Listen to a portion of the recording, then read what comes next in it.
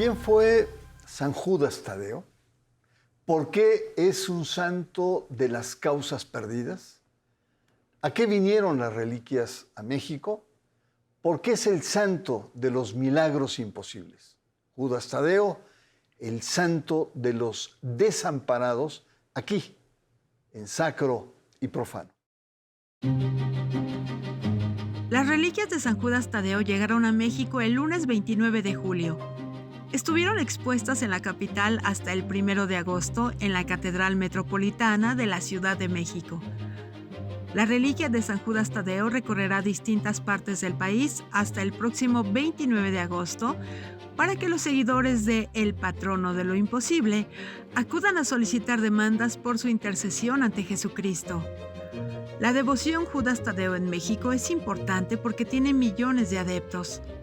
Su significancia no solo es religiosa, sino se ha convertido en un fenómeno social porque sus principales adeptos son miles de jóvenes que sufren numerosas carencias económicas, exclusiones sociales, desempleo y vínculos con la delincuencia. Son muchos los denominados peyorativamente ninis, ni trabajan ni estudian. Judas Tadeo desnuda el México de las desigualdades y la marginación. El día 28 de cada mes, en el Templo de San Hipólito, en el centro de la Ciudad de México, llegan miles de fieles a rezar y rogar a San Judas. Ponen su devoción para superar sus apremios y carencias. Judas Tadeo fue el último de los 12 discípulos de Jesús. Judas representa la salida y la superación. Incorpora el milagro y una sensibilidad mágica.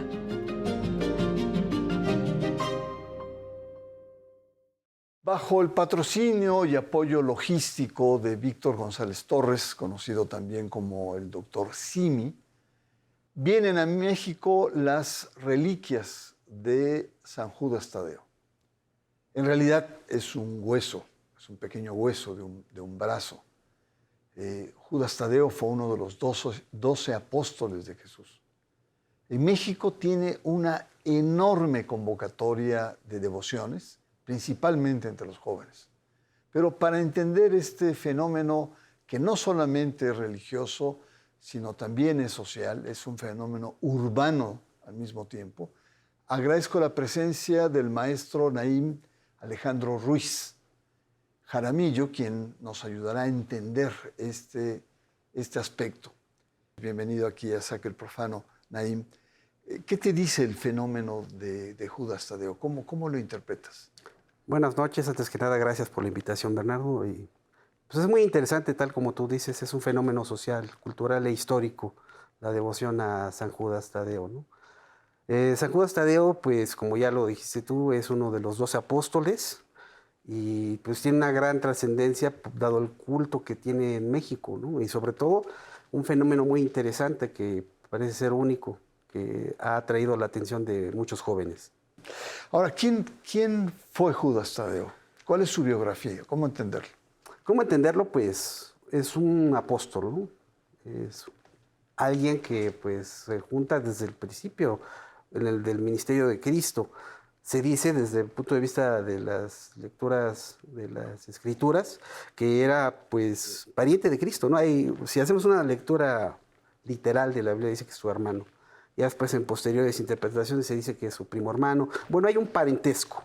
Pero incluso físicamente se le presenta casi igual, ¿no? Exactamente. Se parece mucho a Jesús. Sí, no sabremos, eso ya es parte de la tradición, qué aspecto físico tenía. Pero, pues, dada la tradición de que son hermanos, deben de parecerse. Ajá, exactamente. Claro. Entonces, es importante porque pues estamos hablando de los inicios del cristianismo con el mismo apostolado de los 12 que siguieron a Cristo. Ya. Se dice también que es un santo muy abierto al tema de la mujer. Su esposa colaboraba de manera muy activa con su labor apostólica en los orígenes. Entonces ahí se dice, no, es que es pro mujer, ¿no? Hasta eso se le saca jugo, digamos, a personajes como estos. Sí, por supuesto, pues es que textos de hace 2000 años, y eso es lo interesante de San Judas, que sí hay documentos que avalen pues de alguna manera la existencia en épocas bíblicas, ¿no?, del Nuevo Evangelio. No solamente con lo que tú apuntas, sino que también se ha combinado con la tradición, las leyendas que se han entretejido en torno a San Judas.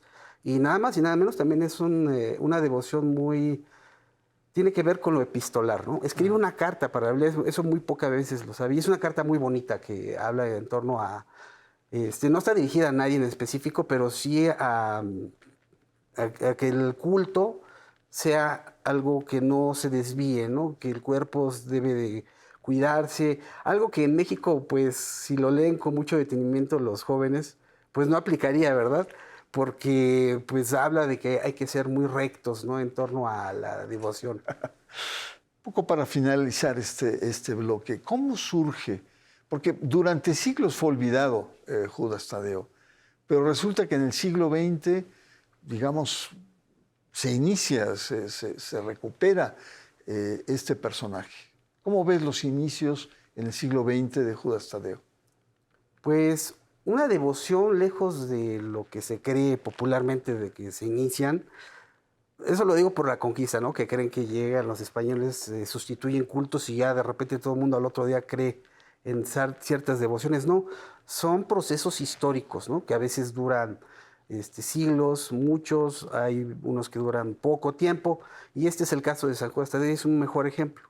Empieza con las revelaciones de Santa Brígida, ¿no?, ahí donde dice específicamente que dice que el mismo Cristo le habla, y que si quieren todo más rápido, ahí nace la idea de las causas difíciles desesperadas, habrá que ser a través de la intercesión de San Judas Tadeo. Y las revelaciones, pues, es una época que todavía no se lee mucho. Imagínate, estamos hablando de la Edad Media, ¿no? Entonces, poco a poco va surgiendo pequeñas devociones hasta que empieza a formalizarse.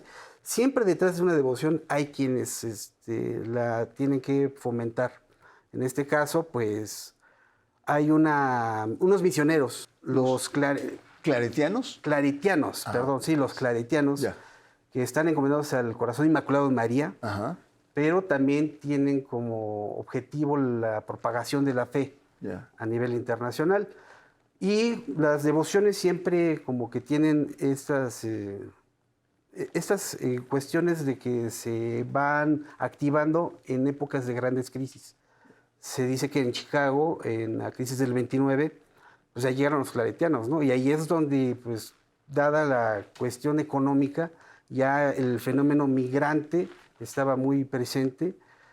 Y en una situación tan desesperada que, pues, empezaron a propagar la idea de que San Judas precisamente ayudaba precisamente a las causas difíciles y desesperadas.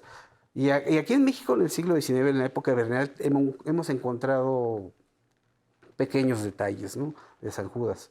Ya en el mismo siglo XIX se creaban grabados hasta el mismo José Guadalupe Posada elaboró grabados de San Judas, pero una cosa muy pequeña, ¿no? Vamos viendo cómo va despegando Creciendo, poco a poco. al nivel que tiene ahora. Vamos a un corte. Yo les recuerdo que estamos viendo, analizando las reliquias, y nos lleva a un culto muy importante. Yo diría que es uno de los 5 primeros santos cuya veneración es muy importante en este país. Pero también le debo decir que no hay que confundir a Judas Tadeo con Judas Iscariote. Judas Iscariote es durante siglos el que traiciona a Jesús, ¿no? Y en realidad las nuevas interpretaciones es que Judas Iscariote pues era un celótano, un guerrillero, y pensaba que al apresar a Jesús con toda la importancia política que había adquirido, la movilización, la capacidad convocatoria, se iban a levantar el pueblo judío contra la invasión romana. Pero no le salió, no salió, al contrario. Y es ahí que se suicida. Pero en fin, son interpretaciones, pero no confundir. Uno es Judas Tadeo y otro es Judas Iscariote. Vamos a una pausa. Le recuerdo que usted está en Sacro y Profano.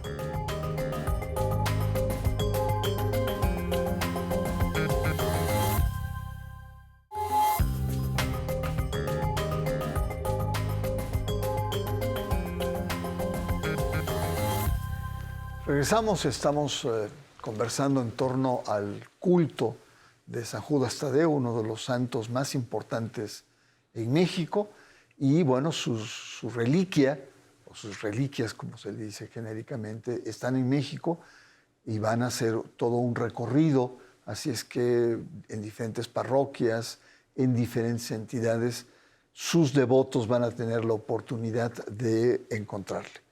Naim, ¿por qué la importancia de este culto? Porque tú nos hablabas, bueno, probablemente desde el siglo XIX había vestigios, después básicamente en el siglo XX, en la Gran Depresión, y se explica muy bien porque es causas perdidas, desesperadas, etc. Pero ¿por qué en México hay una explosión y realmente podemos hablar de millones de seguidores a San Judas Tadeo?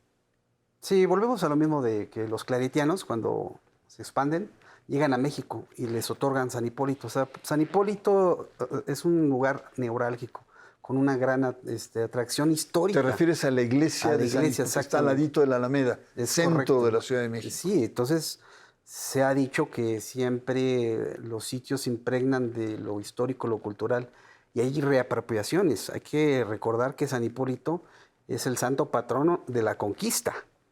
Entonces es un santo que no fue popular durante la época, de hecho nos recuerda la derrota de los mexicas. Y de hecho se construyó desde el siglo XVI una capilla allí mismo donde están enterrados los mártires de la conquista. Pero los mártires españoles, los que Cuitláhuac, el señor de Iztapalapa, había pues las huestes de guerreros mexicas que en la noche triste fueron derrotados, muchos asesinados en el momento y otros sacrificados. Están enterrados de allí. Digamos que es un santo español propiamente. Exactamente. Que no está tan identificado con, digamos, México, los mexicas, los mexicanos, nacionalismo, etc. Y es muy interesante el tema porque... ¿Y cómo entra ahí? Exactamente.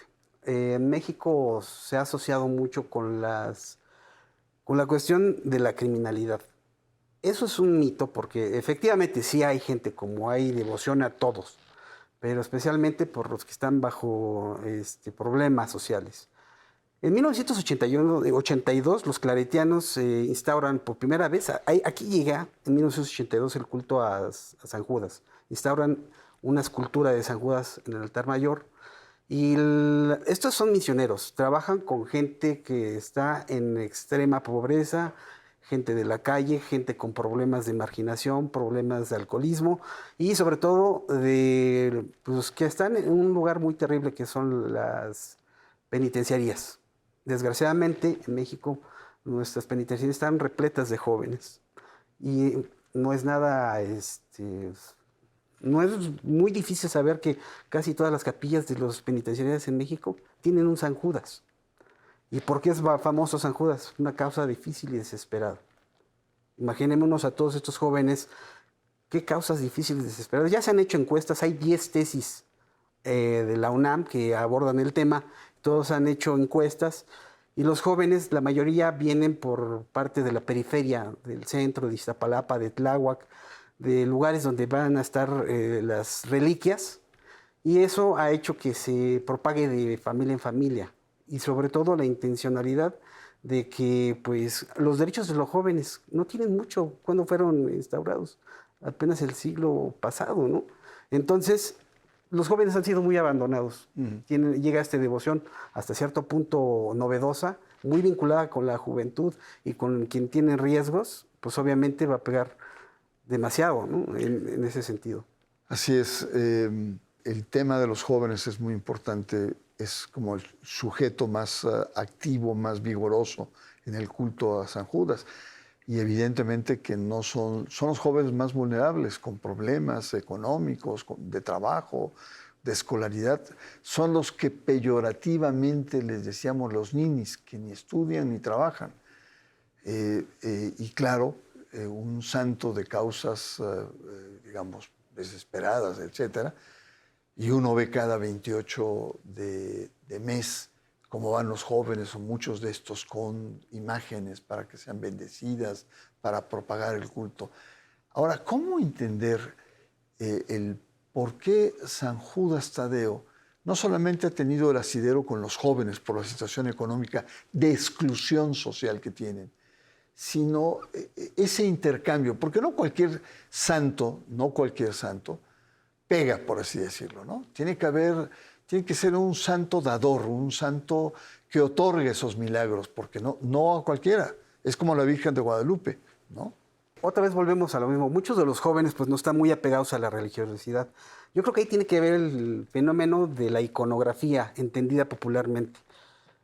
Muchos jóvenes se relacionan porque si te das cuenta, la estampita que más se ha promocionado en México es la que tiene un medallón. Ajá. Originalmente no es un medallón, es un mandillo, ¿no? Es una tela. Ajá. De hecho, esa tela ayuda a justificar el culto a las reliquias, donde Cristo pues le da, se enjuga el rostro, se le da a San Judas y cura a un rey.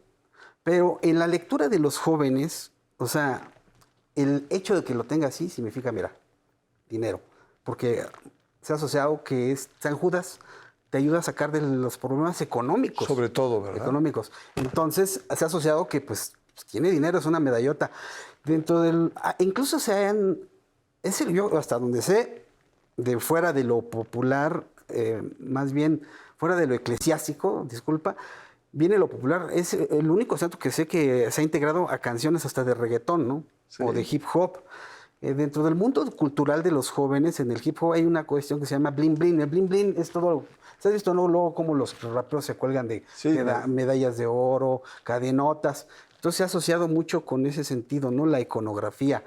Entonces el báculo, que realmente no es un báculo, sino una cachiporra, una masa con la que fue martirizado, se ha asociado que pues, era una persona caminante, por eso se hacen sus procesiones. Toda la lectura que hacen los jóvenes iconográfica desde su punto de vista ha hecho que se lo integren, ¿eh? Lo integren el que esté verde con blanco. Por ejemplo, ya sabes que antes eso fue retomado de las carmelitas, ¿no? Que en una promesa se vestían de la Virgen del Carmen. Y ahora vemos jóvenes o personas o señoras vestidos de San Judas Tadeo, ¿no? Sí. Que está asociado con la abundancia, con la tranquilidad. Y pues esa es gran parte de la lectura. No hay que dejar de pasar desapercibido la iconografía, la lectura que tienen los jóvenes hacia lo que están viendo. Y que también el hecho de que haya sido confundido con Iscariote, ¿no? Oye, pues fue un ladrón. Desde la época bíblica, ¿no? Ahí dice Juan, no confundir con Iscariote. Entonces muchos están en este peligro. De alguna manera sustituye a San Dimas, el buen ladrón. También. Ahora, pero déjame hacer un alto porque ya estamos hablando o estás dando elementos de religiosidad popular que ya escapa, digamos, a los cánones católicos, a las doctrinas, al buen ser. También muchas veces cuando están esperando, están haciendo fila, se están echando, afuera de la iglesia, están echando sus chelas, ¿no? Es decir, hay desparpajo, hay una apropiación distinta de lo que la jerarquía católica quisiera. Y es el ámbito de la religiosidad popular. ¿Cómo ves este vínculo de un santo cuya devoción está más vinculada a la religiosidad popular que, digamos, a las estructuras canónicas de la propia iglesia? Pues yo creo que es un fenómeno que pues, le ha dado una bocanada a la iglesia, ¿no? En Europa están desapareciendo muchos cultos. De hecho, las procesiones a San Judas en el mismo Vaticano pues, son como muy formales, gente muy mayor. Sí va de muchas partes, pero cualquier misa de 28 de mes le gana al Vaticano o a todo el mundo. El asunto es la reunión de jóvenes, ¿no? La vinculación, la identificación. Van muchos estudiantes, de hecho, hasta con uniforme, no solamente... Sí están los que tú dices que ingieren, ¿no? Y esa es una característica muy de México. Yo creo que muy indígena, ¿no? La alegría con que se toma. De hecho, hasta las procesiones van cantando, las alabanzas. Eso casi no lo ves en otras partes, ¿no? Y aquí los ve con sus música a todo volumen, sus grabadoras y demás. Porque la fe se vive de manera festiva. Ajá. No es así de manera como sufrida o una introspección, sino la religiosidad popular es el baile, es la música, la alegría, danza, sí, las bromas y el chupe también, hay que decirlo. En las procesiones van jóvenes, con pulque. Exacto, ¿no? Sí. Entonces, pues, Y si te das cuenta, el mismo Sahagún lo dice, si lo queremos ver en su vertiente prehispánica, ya estas procesiones prehispánicas también eran molestas para muchos grupos indígenas, porque iban con pulque, porque iban gritando, porque iban danzando, porque también están los grupos de concheros, ¿no? Y es lo que ha llamado la atención. Eso es algo que siempre pues va a cambiarle el tono que le hace falta a la iglesia, ¿no? Dejar un poco la suntuosidad y apegarse más a eso. Por eso dices que es una bocanada de aire fresco para la propia iglesia. Vamos a hacer una pausa, querido Naim, pero me quedo con esto, porque la religiosidad popular es, ante todo, es una expresión, digamos, natural, espontánea de la gente, que no tiene cánones, que no tiene reglas, que se vive de manera sencilla. ¿Por qué? Porque es la fe de los sencillos, de la gente común, ¿no? Que organiza fiestas, rifas, que organiza cantos, que celebra el santo del pueblo, que hace ruido, que lanza cohetes, ¿no? Eso forma parte de una fe que hoy a muchos eclesiásticos les hace ruido. Pero aquí, al contrario, aquí la festejamos. Vamos a una pausa. Usted está en Sacro y Profano.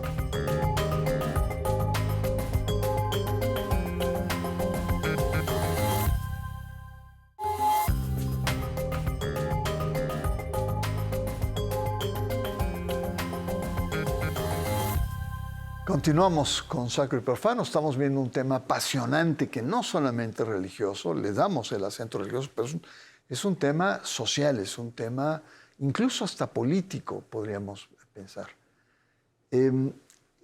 Naim, una de las últimas perspectivas que conversamos en el bloque anterior es esta dimensión, podríamos decir, ecuménica, sincrética, porque son jóvenes que tienen como no solamente es una devoción absoluta por Judas Tadeo, sino por otras devociones, incluso la Santa Muerte.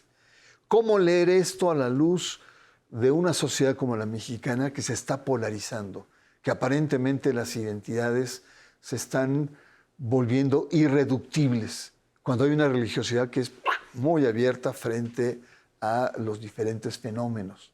¿Cómo ves esta perspectiva? Pues eso es algo que ya ha sucedido en el pasado, es un eclecticismo. Yo creo que se está regresando a un eclecticismo de cultos. Efectivamente, no solamente aquí en México, también en Europa, ¿no? Sí, ya abandonaron muchos cultos, pero están regresando a los horóscopos, a la lectura de tarot, etcétera. Pero aquí en México tenemos una vertiente muy rica, que es la fusión de la cultura europea con la indígena. De la indígena tenemos la dualidad, ¿no? Lo femenino y lo masculino. San Judas no se escapa a esto, ¿no? Y sobre todo entre los chavos que pues lo mismo les da rezarle a San Judas, porque dicen que San Judas trae el varo, en esas palabras, y la Santa Muerte te hace el paro, ¿no? Entonces... Frente a las amenazas, frente a la situación compleja en la que viven. Exactamente, ¿no? O sea, en ese sentido, entender el paro. Exacto. Y eso es como muy del lenguaje que ha nacido de los jóvenes. De hecho, se les dice de forma popular el patrón.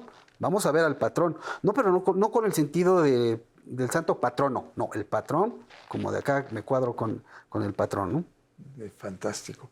Una última cuestión, y es en pleno siglo XXI, de millennials, de centennials, ¿qué trayectoria o qué futuro le ves al culto a San Judas Tadeo? Siendo que es un santo donde su principal mercado, diríamos en términos empresariales, pero su principal vector son los jóvenes. Pues yo creo que sí tiene una cabida en el futuro. Muchos especialistas dicen que ya, pues la gente, me acuerdo mis profes me decían que en el futuro ya nadie va a creer en Dios. No creo que suceda eso. La fe es muy importante para la vida. Entonces, ya muchos no son jóvenes. En los 80s llegó, en épocas muy terribles, ¿no? Las devaluaciones, el sismo, que llegaron los tecnócratas, el neoliberalismo. Fue una época de crisis terribles, ¿no? Y que por lo que vemos no vamos muy bien porque las crisis van a estar acompañándonos siempre, ¿no? Acabamos de vivir una pandemia. Todo eso es un caldo de cultivo en el tercer mundo para que haya una causa difícil y desesperada. Ya estamos en la tercera generación que ya venera a San Judas Tadeo y el componente juvenil no se ha perdido. Y por eso decía yo al inicio que es una bocanada para de la Iglesia Católica que pues está perdiendo adeptos, ¿no? Y sobre todo en los sectores juveniles, ¿no? Que no son tan apegados a la religiosidad pues, estricta, ¿no? Eclesiástica.